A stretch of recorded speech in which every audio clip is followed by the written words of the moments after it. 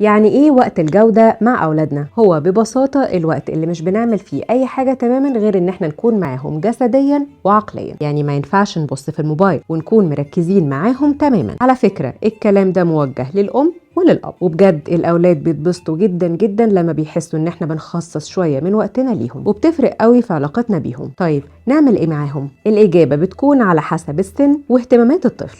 ممكن جدا يبقى فرق وتنطيط وشقلبة، وممكن بازل كبيرة نقعد كلنا نركبها سوا، ممكن تلوين، ممكن مكعبات، وممكن برضو نلعب معاهم لعب اونلاين، وممكن جدا نلعب كورة في الجنينة او النادي. باختصار نشوف هما بيحبوا ايه وعايزيننا نعمل معاهم ايه ونعمله معاهم. ويا سلام بقى لو ختمنا اليوم بقراية قصة سوا، كده تبقى زي الفل.